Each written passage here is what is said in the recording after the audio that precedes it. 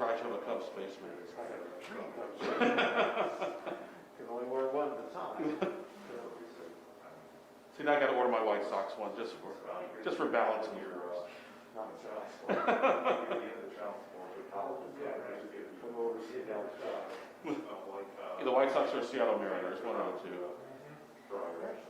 The annoying thing is we have a few Dodgers fans because my wife said the Dodgers. The Dodgers fans did much better than the Cubs. You can't make a larger max?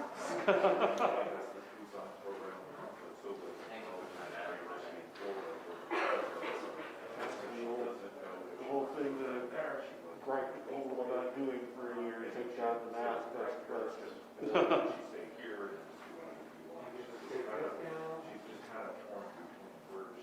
Can I use health masks? Yeah, got in the mail. So I keep like 3 in the car just in case. I may need to start doing it. Just grab one off the mask, take it out and go out the door in the morning. Then I have like 6 K95 masks that I bought a long time ago, just in case this thing mutated. Mutates more. Yes, and I didn't have well, I got vaccinated, so we're all good, but still, it's one of those, you never quite really know for sure. I think it's only a matter of time before they use like hurricanes and mutations after people.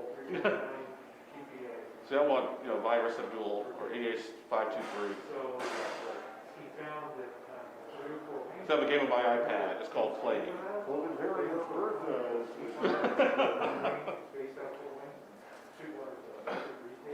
Yeah, I have a game on my iPad. It's called Plague, where you can basically create your own virus and mutate it and wipe out the whole population.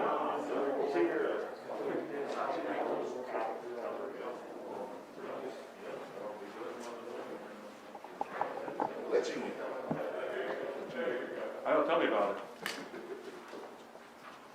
Can't practice law all the time. Actually, got to do my other job.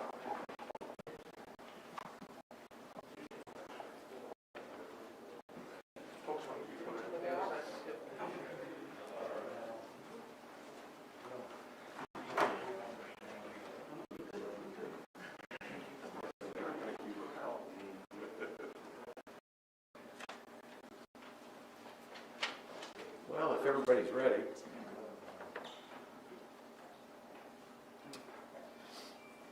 Thank you all for joining us today.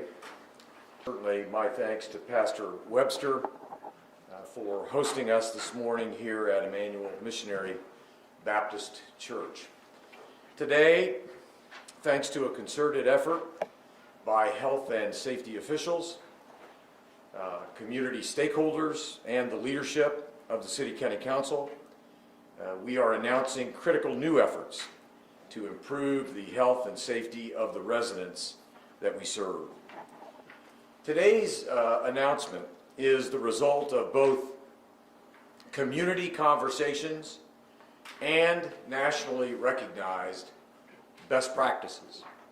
It's also a response to calls for greater accountability within our law enforcement, enhanced focus on violent crime, and a recognition of the role that mental health plays in the safety of our community. Underpinning it all, though, is the conviction that mental or public health is public safety. That has been the motivating belief throughout my time as mayor. It is what has led to the creation of the Office of Public Health and Safety.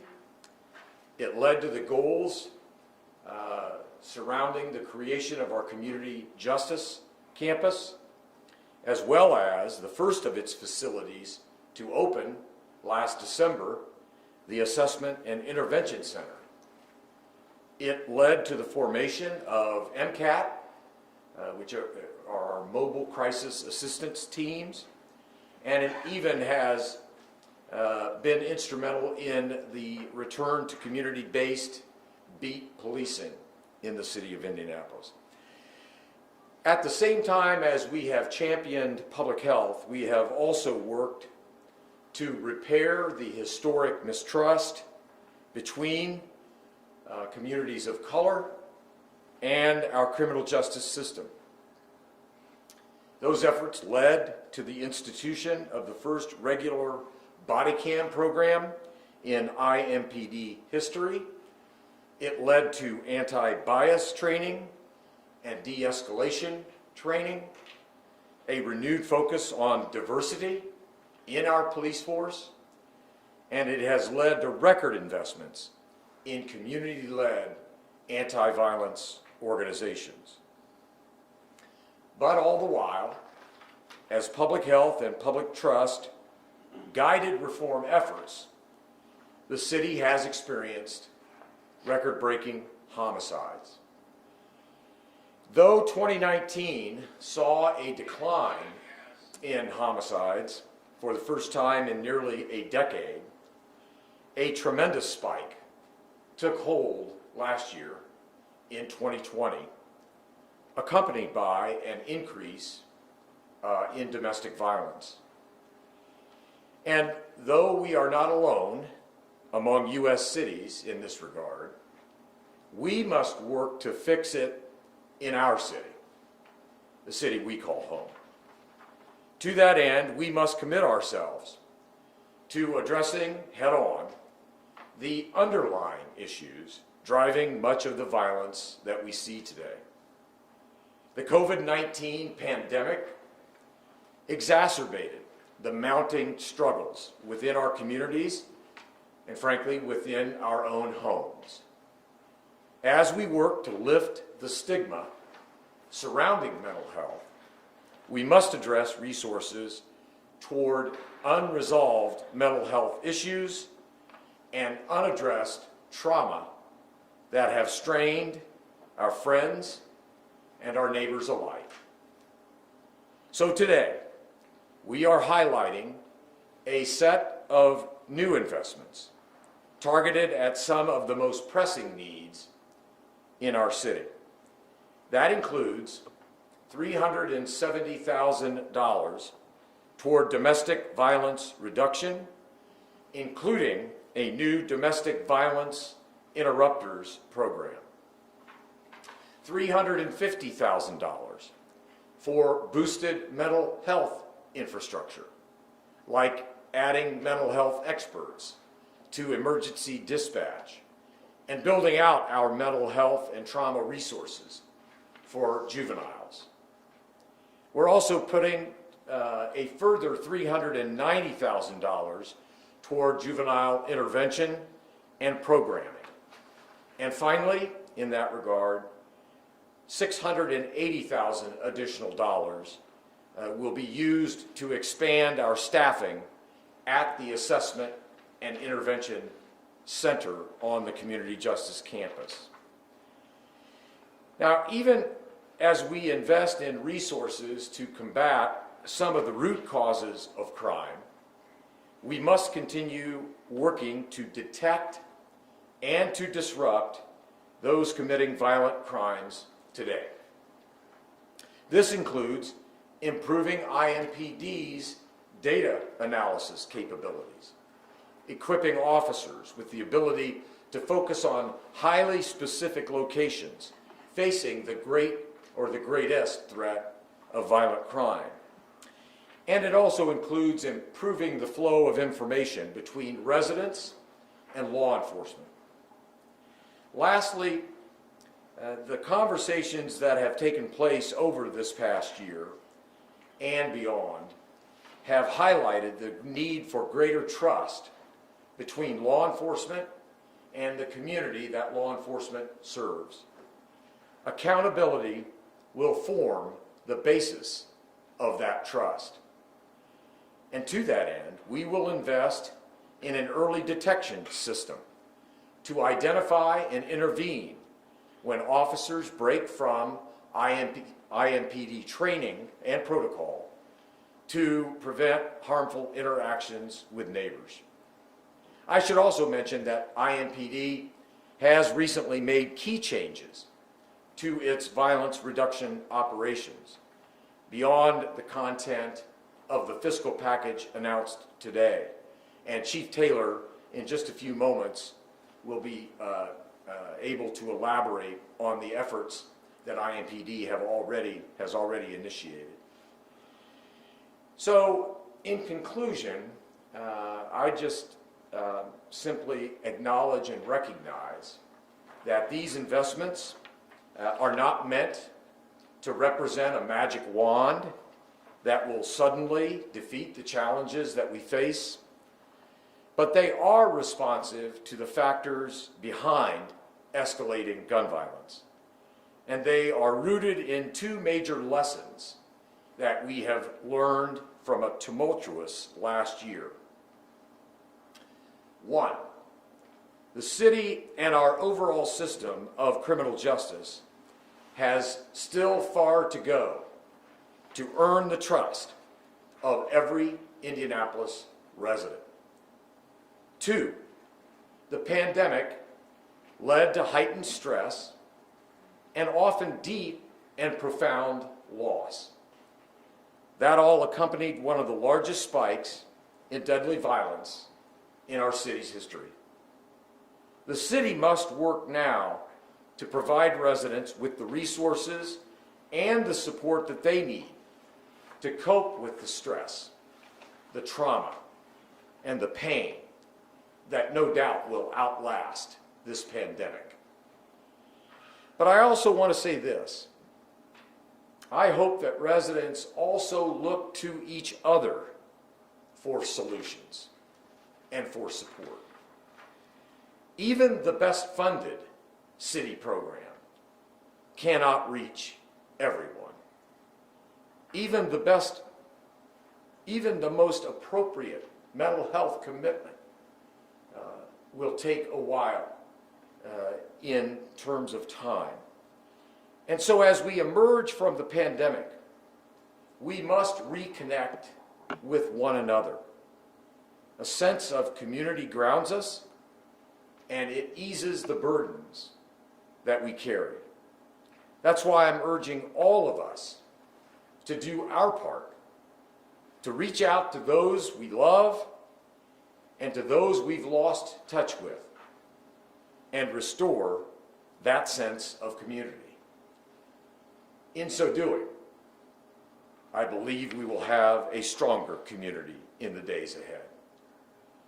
So now we're going to hear from some of the men and the women in our city who have been working diligently to institute many of the changes that I've just outlined.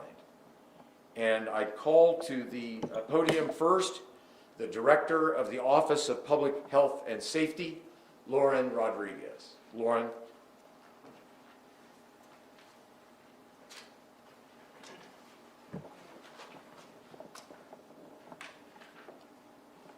Thank you, Mayor. Again, my name is Lauren Rodriguez, and I'm the Director of the Office of Public Health and Safety. I want to reiterate something that Mayor Hogsett just said. Public health is public safety. That means that every issue our office represents affects violence in the city. Whether it's access to nutritious food, safe housing, or wraparound services for those exiting the criminal justice system, our team works every day to address fundamental public health issues impacting the quality of life of our residents. Today's announcement builds on that work with up-to-date, innovative strategies that reflect where we are and what we are working towards more than 1 year after the pandemic. Domestic violence is violence. In the introduction of the Domestic Violence Interruption Program, to supplement our existing violence reduction efforts, allows us to intervene in the sensitive, emotional, and cyclical epidemic that is domestic violence. This investment will make possible a more active, direct approach to helping individuals escape from abusive relationships that have the potential to turn deadly, as we've unfortunately seen over the past year.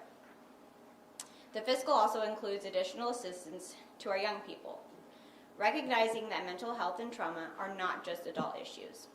Left unaddressed, the challenges facing our city's youth can lead to unhealthy, dangerous, and sometimes deadly outcomes. Since 2016, our office has held safe summers, offering kids an opportunity to enjoy sports, art projects, movies, and mentorship in a safe space on weekend nights. This summer, Safe Summer runs from June 11th through August 6th and is open to any Indy resident. Today's announcement takes our youth-focused efforts a step further, providing our young people with the support they so desperately need by addressing and acknowledging trauma. This investment also provides necessary funding to expand staffing at the Assessment and Intervention Center and fulfills Mayor Hogsett's vision for a new approach to treating mental health and addiction. Since it opened in 2020, the Assessment and Intervention Center has served over 585 unique clients, even operating at half capacity due to the pandemic. What that tells us is that these services are needed. The AIC will continue to grow and expand, and the mental health initiatives we present to you today will help further bolster these efforts. By introducing a mental health component to traditional 911 dispatch, will allow this administration's objectives to remain clear, to fundamentally reimagine how we treat mental illness and how we treat those interacting with the criminal justice system. With that, it is my honor to introduce Impd Chief Randall Taylor.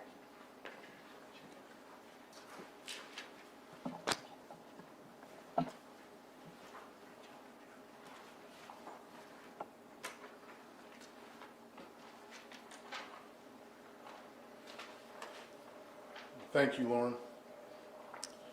I am proud to be joined this morning by our partners to talk about these important next steps in shaping public safety in Indianapolis. First of all, I would be remiss if I didn't thank those of my staff that have been very instrumental in the things that I'm going to tell you about. Much appreciation to Assistant Chief Bailey, Deputy Chief Barker, Deputy Chief McCart, Deputy Chief Kendall Adams, and others have all been very important in what we've come up with. I think this group of partners demonstrates an important fact. IMPD cannot stop violence by itself. It's going to take civilian teams from OPHS, it's going to take council leaders, it's going to take community-based groups to collaborate and make Indianapolis safer. I want to talk a bit about the important funding included in this fiscal package, which will help IMPD continue in working with the community to promote safety in our neighborhoods. But I also want to mention some of IMPD's recent operational changes that we look to take violent offenders off the street and prevent more shootings from happening in the first place. New investments.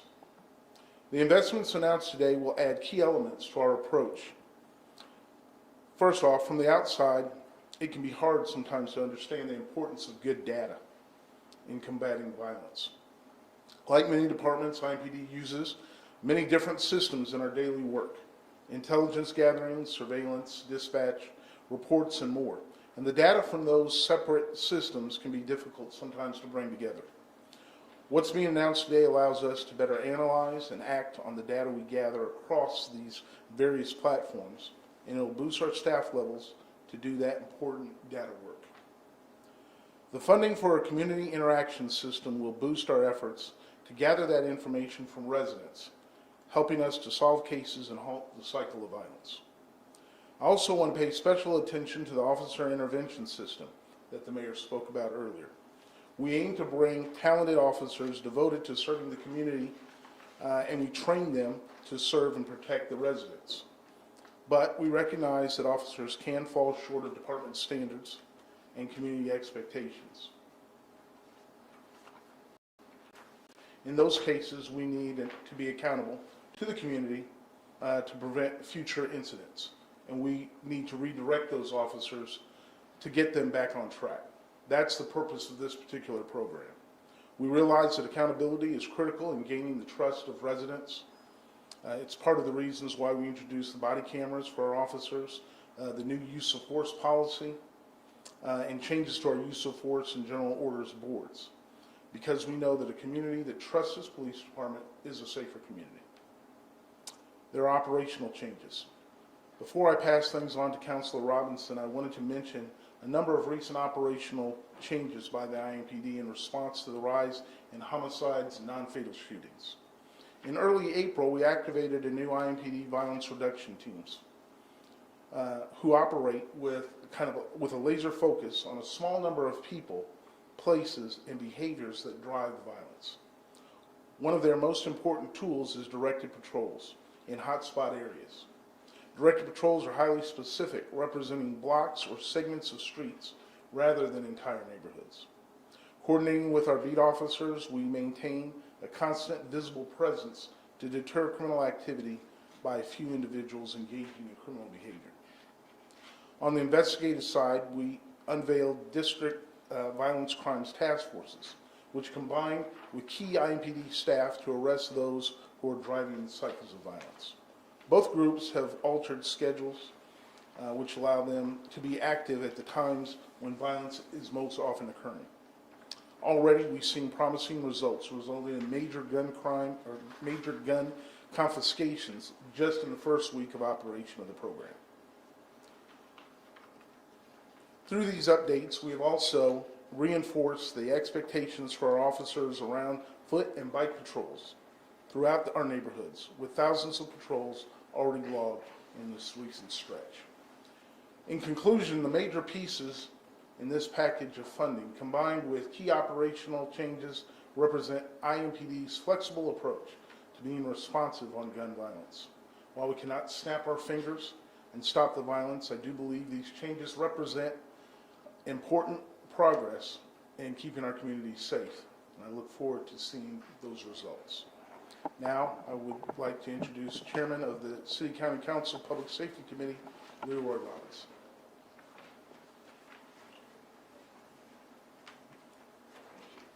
Thank you, Chief. Good morning, everyone. Thank you, Director Rodriguez. Thank you, Mayor Hogsett. And thank you, Brother Pastor Webster, for hosting us this morning. I'm pleased to be here for this announcement of this new investment in public safety. But more than that, I'm pleased that this investment reflects the voices and priorities of our entire community. In addition to those from the Council, IMPD, and Mayor Hogsett's administration, who all work tirelessly on this effort.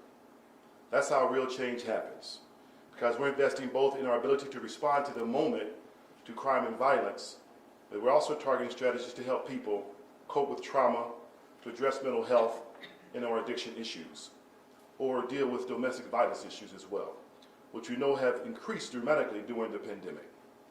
In fact, if approved, this measure devotes upwards of over $1 million to meet the needs of domestic violence victims and individuals experiencing the type of mental health and addiction crises that in previous years would land them in our Marion County Jail.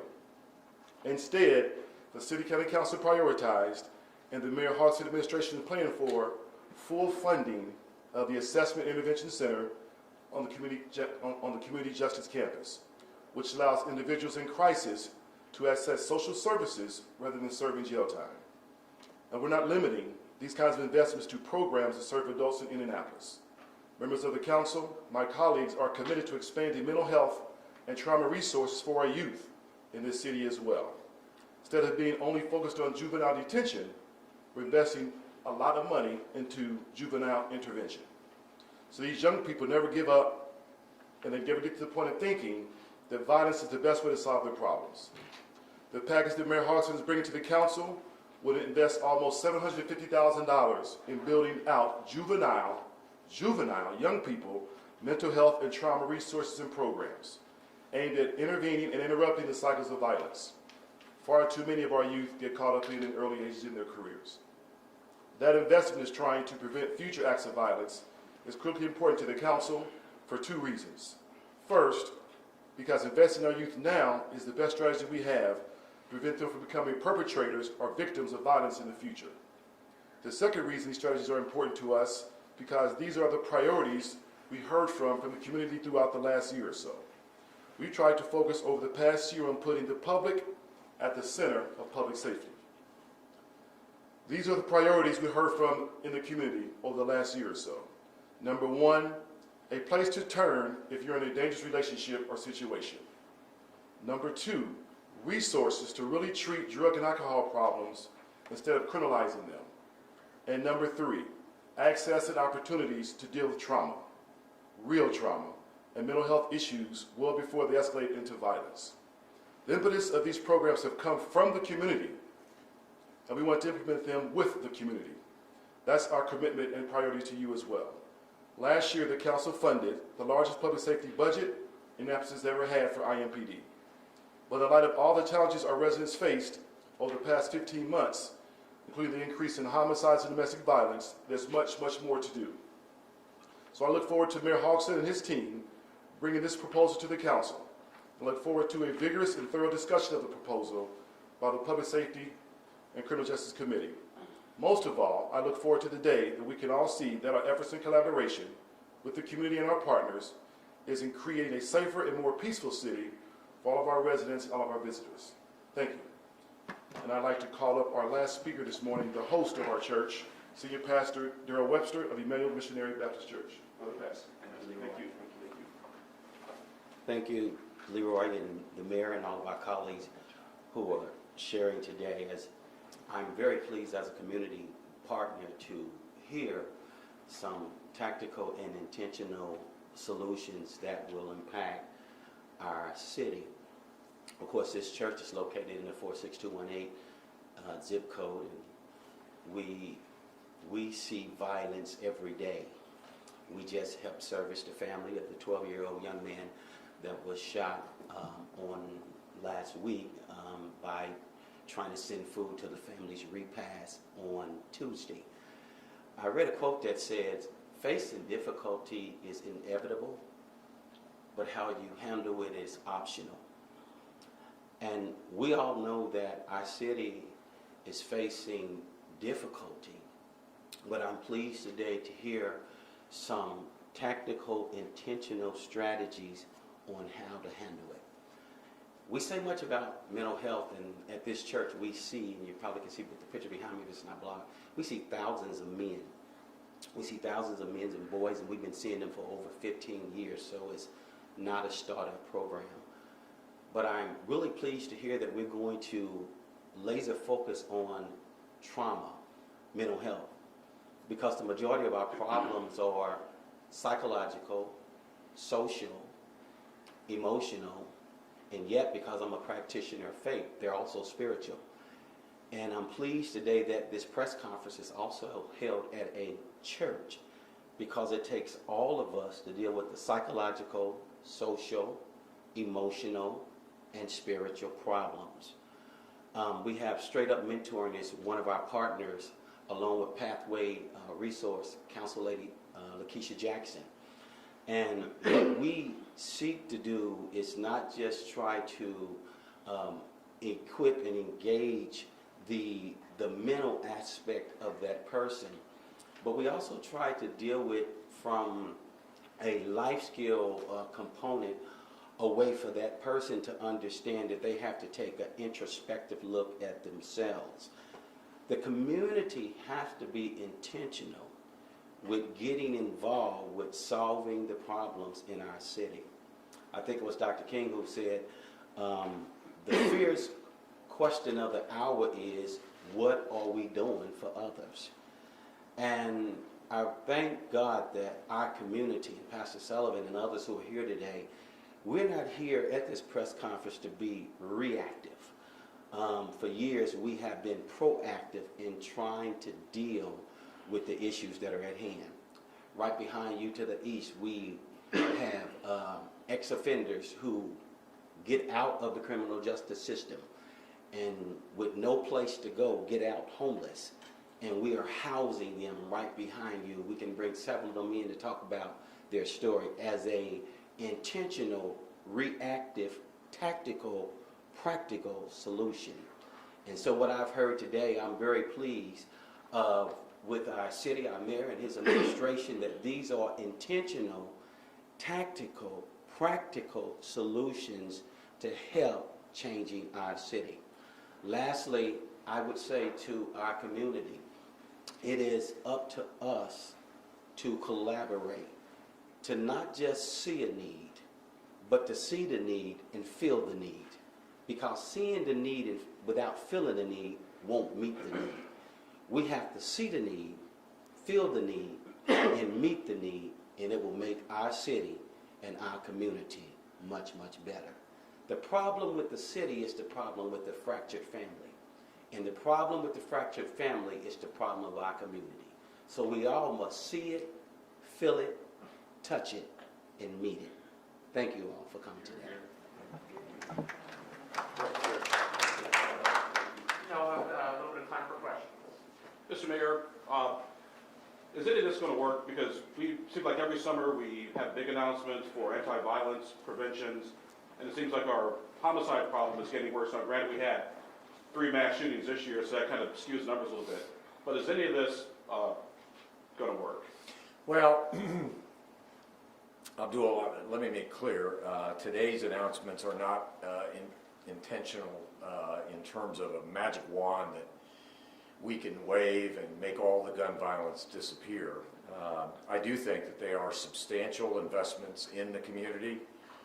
They are assessing and acknowledging kind of the underlying root causes in ways that we have not necessarily emphasized before.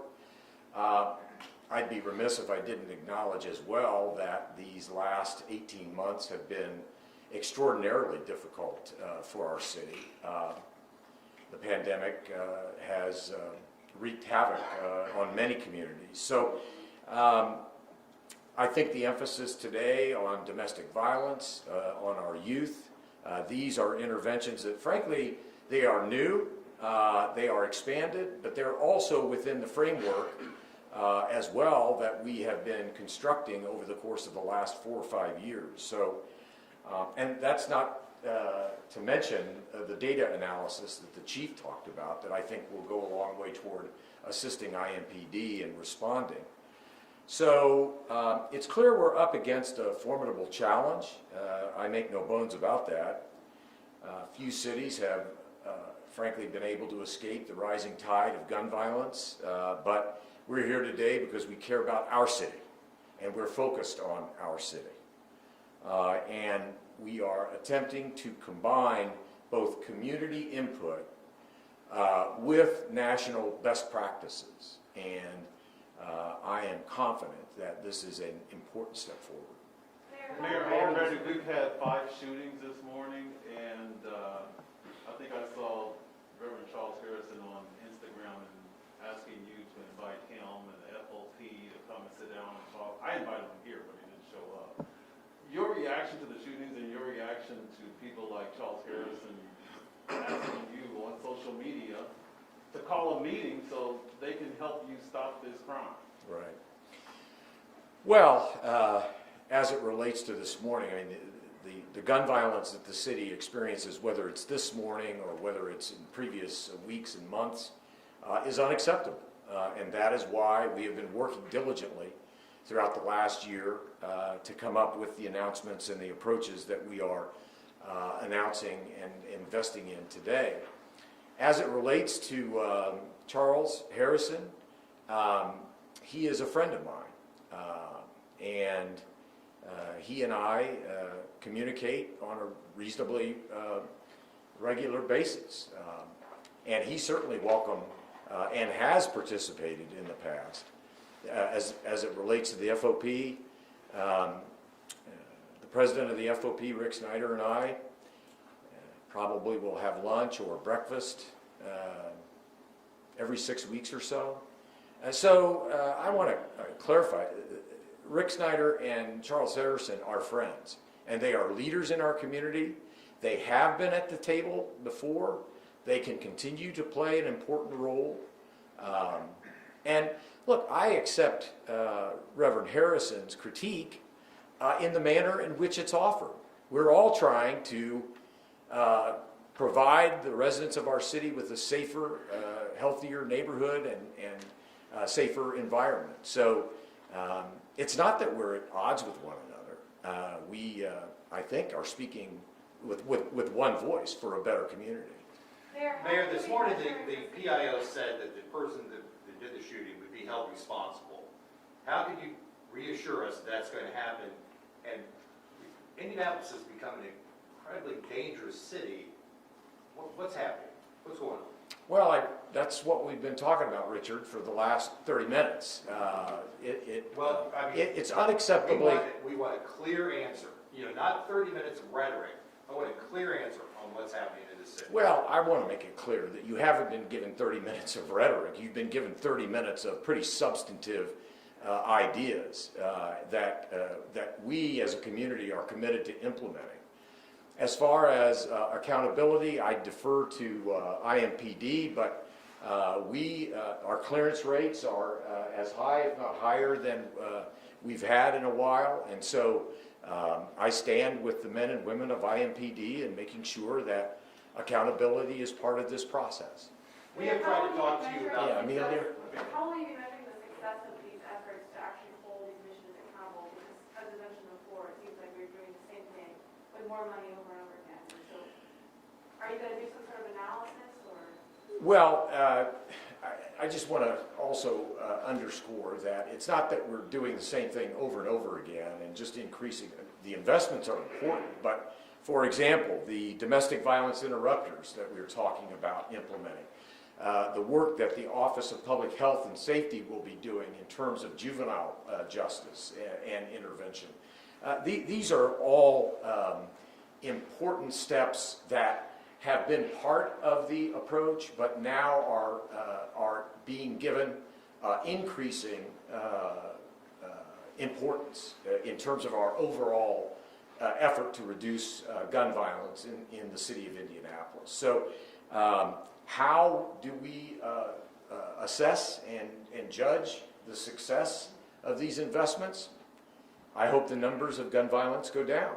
I'm confident that they will. I think it bears emphasizing that, and I'm not blaming the pandemic solely, but I think it bears emphasizing that over the course of the last 5 years, we did see in 2019 a slight reduction in the number of homicides. And then the pandemic hit, and we've had the stress and the anxiety and the anxiousness that is incumbent as part of that.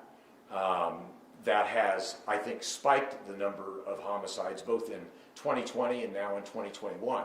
That's why we've been very intentional over the last year to meet with the community, to hear their ideas, to examine national best practices, and try to implement those here in the city of Indianapolis. One more. Mr. Yeah, Mayor. Richard, I didn't mean to.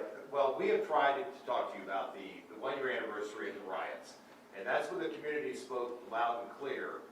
You refused Wish TV's request to talk about that. First of all, why, and what have we learned from those riots? Well, I don't recall refusing to ever speak with you, Richard. I think every time you show up, I've answered your questions. But let me get to the crux, and that is, I think that the steps that we have taken, particularly in the area of transparency and openness, trust and accountability by the community, the chief mentioned several of them. First of all, body cams. I think that has been an important step forward. But also, as the chief mentioned, we have changed our use of force policy. We now have a civilian majority on our use of force review board. We now have a civilian majority on our general orders committee. These are steps that the community has called for, that they believe have been long overdue. We've taken them over the course of the last year. And I think that they will go a long way toward reestablishing a greater sense of trust. Let me just say as a final matter, the chief spoke about IMPD's intention to intervene at the earliest possible point in an officer's career where we're starting to see maybe some bad behavior or maybe some mental health issues. It's tough being a cop in this day and age, and we have to be there for our officers to help them with the trauma that they face every day. All right, thanks all. Wait, one last question. Indianapolis is the only city in the NFL that hasn't made some kind of commitment to a full stadium. When are we going to make that commitment? Yeah, I think Dr. Kane spoke of that yesterday. She was asked, and I think she reported that they're working toward that end. Okay. Thanks, Yeah. everybody. Mayor, if we could talk about the data per proposal, the $1.2 million set aside for that. This idea of money-balling public safety is something we've talked about before, and Chief Roach before Chief Taylor, and Chief Roach before that. How's this different from what's already in place? Well, I'll let the chief. So, will you rephrase that for me? How are the data announcements that's included today, the upgrade to situational awareness interaction system, internal technology, et cetera, all of this focus on identifying hotspots and doing a better job of that. How is that different from what we're already doing in that regard? Sure. Well, this allows us to be more laser focused, more focused on particular areas. Here's my concern with data sometimes. You get that data, you act on it, but if it's too broad, you're dealing with whole neighborhoods. And I've often likened it to if you're fishing in an ocean with a net and you're looking for a certain kind of fish, maybe the crime fish. Unfortunately, you cast a big net, you're going to get other kind of fish in there, right, that aren't the crime fish. And in this case, I'm referencing that to other people in the neighborhood that they're not your target, they're not what you're going after, but they get drawn up in that net. By having cleaner data and better data, it allows us to focus in more on those crime fish, those ones that we're really focusing on. It allows us to get in with them and get them off the street instead of other people who don't really need to be in that net. Right, but that's been the philosophy for several years. What's going to make this cleaner data than what we currently have? Sure. I'll step in real quick, is that our data is old. It's not real-time information. It's siloed information, and there's no capacity at this point to bring it all in one system and give our officers and our commanders and us as command staff a real-time picture of where crime is occurring and what type of crime is occurring and when it's occurring and where to deploy our limited resources that we have. So this situational awareness tool, once we pick the one we're going to use, brings in the data, it brings it in clean data, in a real-time fashion so that our officers, when they step in their police car every day, our supervisors can direct our officers to a certain location to be visible rather than what we're using now, which is a random type of patrol function. Also, we're going to hire a chief data officer, a professional person, a non-sworn employee who's going to take charge of all of our data, not just data related to crime activity, but all of that data, organize it, and be transparent both internally and externally with the data. So we've never done it this way. Some of the systems we've purchased in the past haven't lived up to the expectations that we were sold on, and now we have to look at new tools in order to move us forward. All right. Thanks, all. Appreciate it. Back to the green room.